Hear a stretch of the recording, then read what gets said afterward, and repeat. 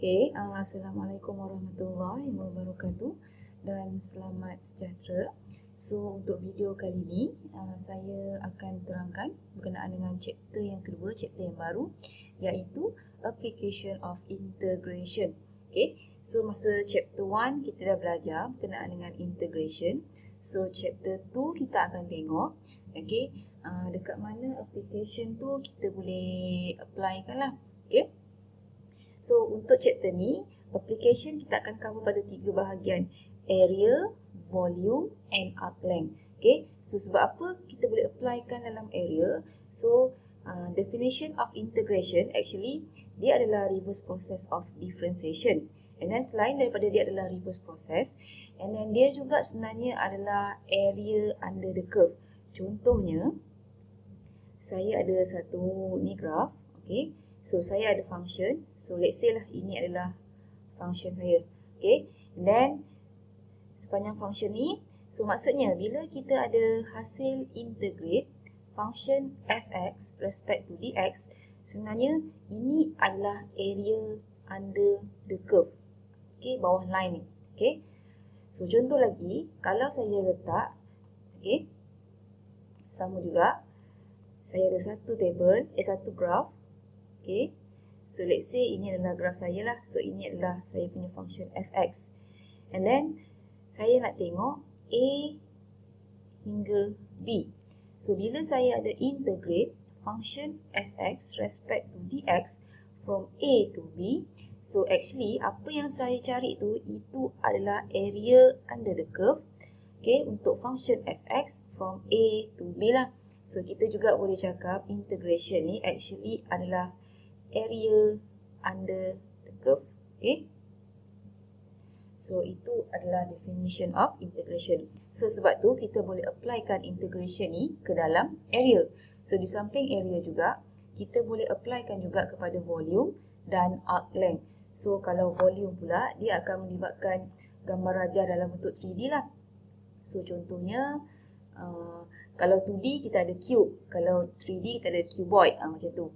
Kalau 2D kita ada segi 4. And then kalau kita 3D punya gambar, kita akan ada cube lah. So itu kalau untuk volume. So kalau macam volume, contohnya saya ada gambar aja nanti. So saya nak tengok, what is the volume untuk gambar rajah yang ni?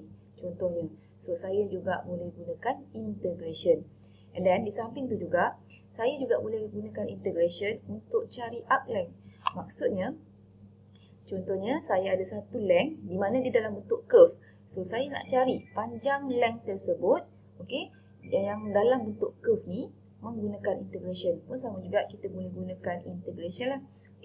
So, basically kita akan cover 3 subtopik. So, untuk video kali ni saya nak explain dulu berkenaan dengan application yang pertama, iaitu area of region.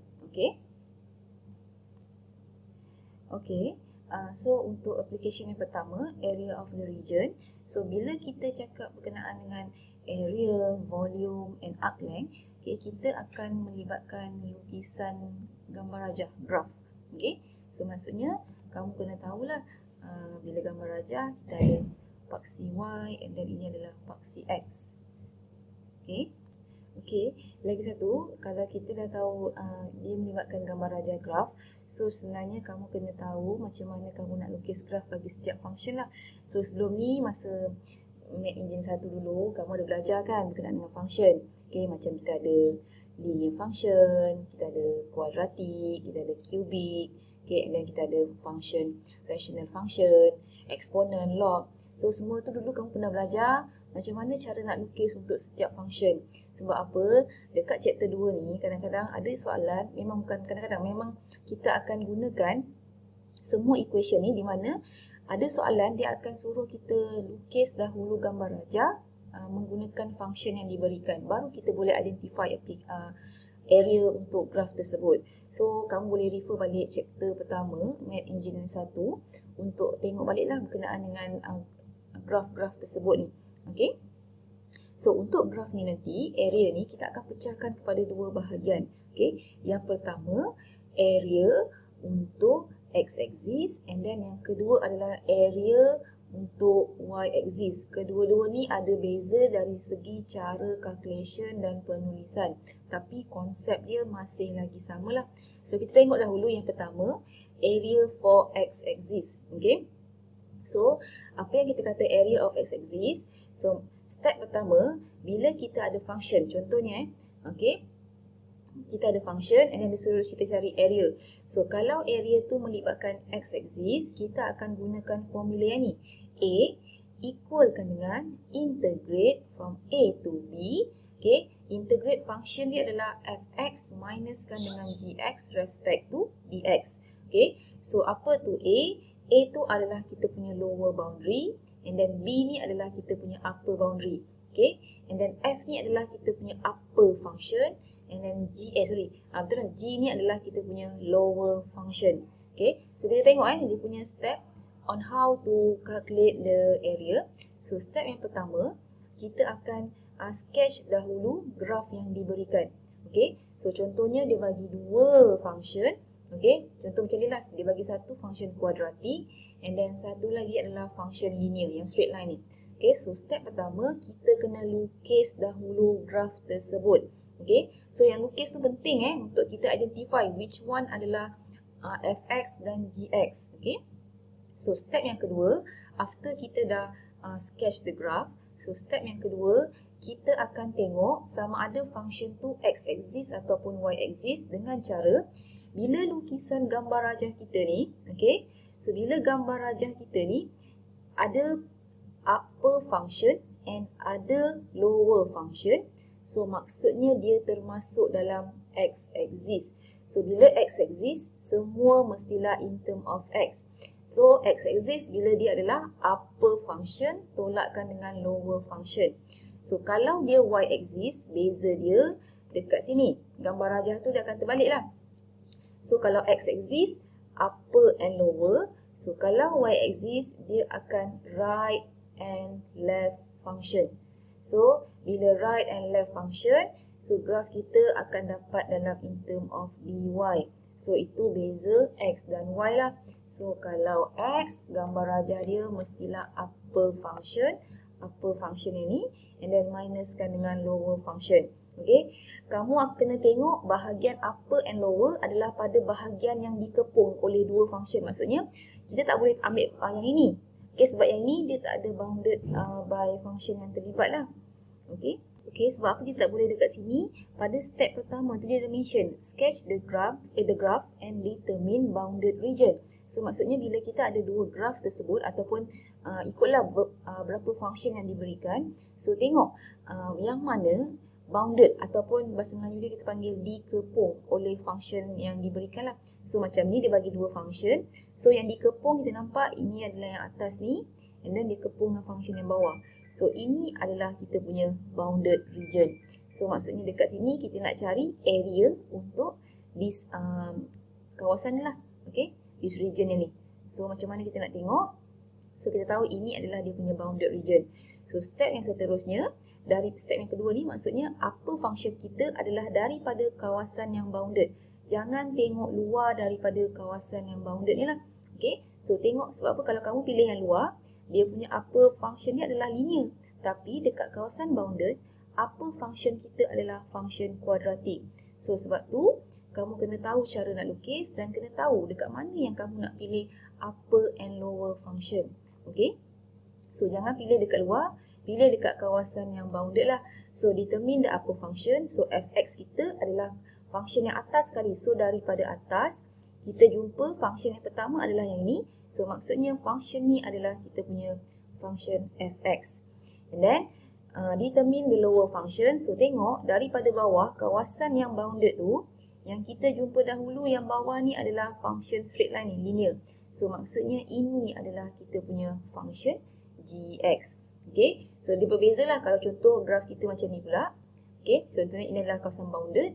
So maksudnya daripada atas, yang straight line ni adalah dia punya upper function fx. So daripada bawah kawasan bounded. So ini adalah kita punya bounded region lah. Okay, so ingat nak tengok upper and lower function, tengok pada kawasan bounded, kawasan yang dikepung oleh function yang terlibat. Okay, so next one, Step yang ketiga adalah determine boundaries A and B. So maksudnya sekarang dia melibatkan atas dan bawah. So kita akan tengok nilai. So sekarang kita dah ada F, dah ada G. So yang tinggal adalah A dan B. So A dan B ni adalah kawasan boundary, initial boundary. So maksudnya yang intersect, yang yang cross pada dua-dua function tersebut. Yang pertama yang ni lah. So maksudnya ini yang paling rendah. So ini adalah nilai A. And then nilai yang kedua adalah nilai yang ni. So ini adalah nilai yang kedua ni nilai besar. So maksudnya ini adalah nilai B. Okey, nilai A adalah mesti nilai yang rendah, nilai B mestilah nilai yang besar lah. Okey, so dah ada semua semua information. F kita dah ada, G dah ada, A dah ada, B dah ada. So next one, apa yang kita akan tolak? So dalam formula ni kita nampak, okey, formula dia sebelum integrate kamu perlu subtractkan dahulu function F dan function G. So apa yang kamu akan buat? Daripada function F dan function G, kita akan minuskan function tersebut. And then last kali, baru masukkan balik ke dalam formula dan integrate macam biasa. So kamu akan dapat nanti area dia mestilah dalam nilai value. Okay? So ini untuk X axis. So kalau Y axis lebih kurang sama sahaja. Cuma beza dia, gambar rajah dia jadi lain sikit lah. Okay? So macam ni. So kamu nampak sekarang. Kalau Y axis, beza dia sekarang. Okay, formula dia masih sama. A equal to integrate from C to D. Fy minus Gy integrate respect to dy. Okay, so kalau dia adalah upper and lower, semua function must be in term of x. So maksudnya bila integrate dx lah. Tapi bila dia adalah y axis, function kita mestilah right and left. So dia punya variable tu must be in term of y. Semua sekali kamu kena tukarkan kepada y. So macam mana nak tukarkan kepada y? Make it x as a subject. So y kita akan dapat sebelah sini. Okay? Sebab apa? Kalau di x ni, kita akan jadikan y sebagai subjek. So yang belakang ni semua adalah function fx. So kalau yang ini nak jadikan y sebagai subjek, dia nak jadikan y as a variable. So jadikan x sebagai subjek. So sebelah sini kita akan dapat f of y. Okay? So sama juga dia punya formula. So step yang pertama adalah kita perlu lukis dahulu gambar rajah yang diberikan ataupun function yang diberikan. And then lepas kita lukis, tengok kawasan mana yang bounded by the function yang involved lah. So contohnya kalau yang ini kita ada dua function, quadratic dan straight line.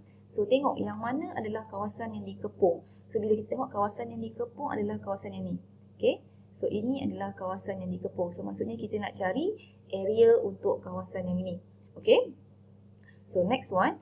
So kita nampak gambar rajah ni kita tak boleh pilih upper and lower. Sebab apa? Kalau kita pilih upper and lower, so sebelah sini pun boleh jadi upper, yang ini pun boleh jadi lower, function yang sama. And then yang ni pun boleh jadi lower. So maksudnya dia tak confirm. Kita tak boleh ambil solid function yang mana kita boleh declare sebagai upper and lower. So bila jadi macam tu, biasanya kita akan tukarkan dia kepada y axis lah. So kalau y axis, dia melibatkan right and left. So maksudnya kawasan daripada sebelah kanan yang kita jumpa dahulu, so itu adalah kita punya f of y.